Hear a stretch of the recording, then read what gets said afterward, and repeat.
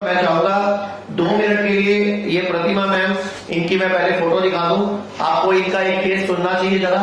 तो प्रतिमा मैम की माइक आप रखें। तो ये प्रतिमा मैम की फोटो है पुरानी, ये आप देख सकते हो।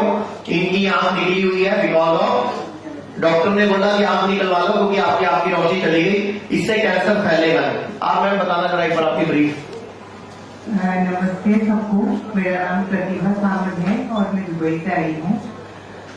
2022 में मेरा फर्स्ट डिटेक्शन हुआ था कैंसर, वो भी आईज में, राइट आई के अपर लिड में एक छोटा सा ही दाना था।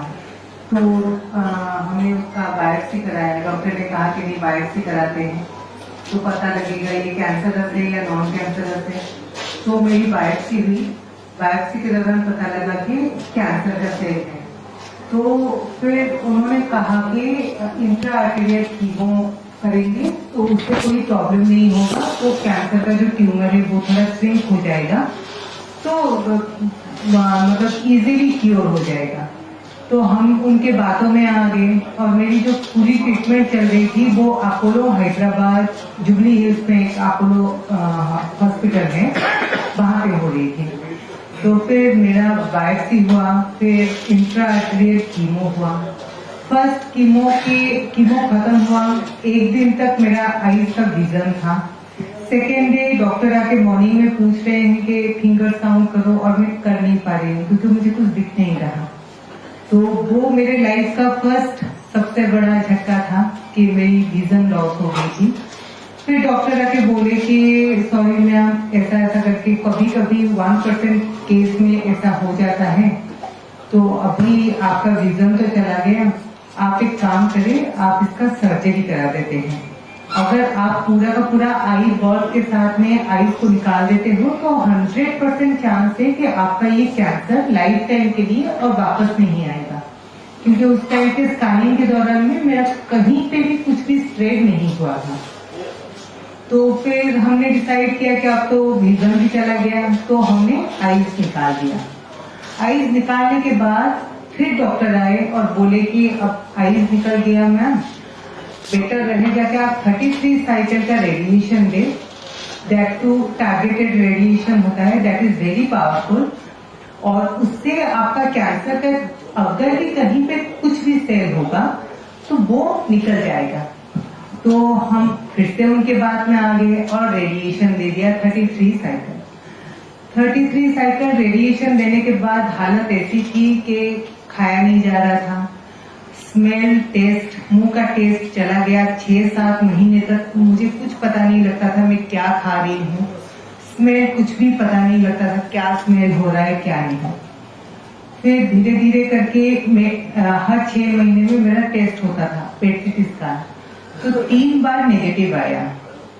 फिर चौथे बार 2024 जनवरी में मेरा स्कैनिंग हुआ और स्कैनिंग में आया कि आपका लीवर एंड बोथ दोनों जगह में metastatic stage 4 adenoid cystic carcinoma फैल गया है पूरा बॉडी में। फिर मैंने डॉक्टर को क्वेश्चन किया कि सर हाउ इट्स पॉसिबल। फिर डॉक्टर का आंसर सिर्फ सॉरी ही था। तो फिर उन्होंने कहा कि मैम देखिए, इस केस का अभी ऐसा सिचुएशन है कि इसका हम और कुछ कर नहीं सकते, बट हाँ लास्ट ऑप्शन है कीमोथेरेपी, हम ट्राई कर सकते हैं। फिर भी हम इतना एलोपैथी के ऊपर डिपेंडेबल हो गए थे, स्टिल हमने 6 साइकिल कीमोथेरेपी लिया।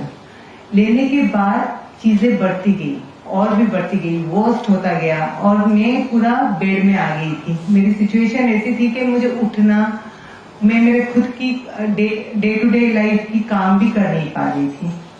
फिर हमने गिव अप मार दिया कि नहीं, बहुत हो गया, अब तो कुछ रिजल्ट भी नहीं आ रहा और हम कीमो के ऊपर कीमो दे रहे हैं, and that is very toxic, very powerful. फिर हमें पता लगा हिम्स के बारे में। अक्टूबर में हमें हिम्स के बारे में पता लगा, तो तुरंत हम दुबई से हिम्स आए। मैं हिम्स मुंबई, नवी मुंबई में एक हिम्स है, मैं वहां पे आई। वहां पे आके एडमिट हुई 2 दिन 3 दिन 4 दिन के बाद धीरे धीरे मेरी रिकवरी स्टार्ट हुई। रिकवरी इन द सेंस, मुझे पहले बहुत ब्लोटिंग होता था, कॉन्स्टिपेशन का इशू था, गट रिलेटेड बहुत इशू था, प्लस मुझे डाइजेशन जो भी खाऊं बर्पिंग स्टार्ट हो जाती थी, क्योंकि मेरी लीवर नो डाउट लीवर में कैंसर था, तो बर्पिंग होती थी। बैक पेन, बहुत वर्स्ट केस का बैक पेन होता था। फिर धीरे धीरे पंचकर्मा करने के बाद, सीए डिटॉक्स के बाद, फिर धीरे धीरे मेरी सिचुएशन कंट्रोल में आने लगी। और फिर मैंने इनका डीआईपी डाइट और मेडिसिन सब कुछ मैंने फॉलो किया, और मैंने पूरा का पूरा मेडिसिन स्टॉप कर दिया, एलोपैथी का मेडिसिन। आज के डेट में फिर मैं ये सेकेंड टाइम आई हूँ मेरठ ब्रांच में। आज के डेट में मेरे कॉन्स्टिपेशन, ब्लोटिंग, बर्पिंग, मतलब ऑलमोस्ट बैक पेन सब कुछ ना के बराबर है। और सबसे बेस्ट पार्ट है कि मुझे डॉक्टर ने मना कर दिया था कीमो के बाद, 6 साइकिल कीमो के बाद, I think second cycle chemo के बाद मेरा पीरियड्स बंद हो गया था। और डॉक्टर ने बोला था कि अभी मे भी आपका मेनोपॉज हो सकता है, जबकि मैं 36 इयर्स की हूँ, और आपका कभी बेबी भी प्लान नहीं हो सकता। बट हिम्स मेरठ में आके 5th डे में मेरा पीरियड स्टार्ट हो गया। तो ये मेरे लिए एक बहुत बड़ा अचीवमेंट था। फिर अभी तक आई थिंक 24 डेज आज को है। मेरे लीवर में मैं जैसे ही टच करूं तो मुझे पूरा फील होता था कि इतना बड़ा एक कांच है, क्योंकि मेरा धीरे धीरे बढ़ बढ़ के इतना बड़ा साइज आ गया था। अभी मैं बिल्कुल उसको ढूंढना भी पड़ रहा है तो पता नहीं लग रहा है। ये सिचुएशन है। और बैक पेन में बिल्कुल भी प्रॉब्लम नहीं है, मैं पूरा चुस्त हूँ। अगर मेरा आईज नहीं निकलता तो मुझे कोई नहीं बोलता कि मैं एक कैंसर पेशेंट हूँ। मैं अभी भाग रही हूँ, दौड़ रही हूँ, योगा डेली कर रही हूँ, और ये सब कुछ पॉसिबल हुआ हिम्स में आके। आचार्य मनीष जी से जब मिली, फिर गियासी सर से मिली, और मुझे इतना पॉजिटिविटी आ चुका है मेरे अंदर में कि अब मैं जैसे भी करके, मुझे इतना तो श्योरिटी है कि लाइफ में कभी भी मेरी डेथ हुई तो वो उसका रीजन कभी कैंसर नहीं हो सकता, क्योंकि मैं कैंसर को हरा सकती हूँ, कैंसर मुझसे नहीं। Thank you. पूरे भारत में हमारे 58 से अधिक हॉस्पिटल्स, 60 से अधिक क्लिनिक व डे केयर सेंटर्स हैं। पूरे भारत में 900 से अधिक आयुर्वेदिक, एलोपैथिक, होम्योपैथिक व नेचुरोपैथी डॉक्टर्स हमारे साथ जुड़े हुए हैं। भारत के हर बड़े शहर में हमारे आयुर्वेदिक हॉस्पिटल्स हैं। इनमें से मुख्य हॉस्पिटल मेरठ, दिल्ली एनसीआर, मुंबई, लखनऊ, डेराबसी, पंचकुला और कुरुक्षेत्र में हैं।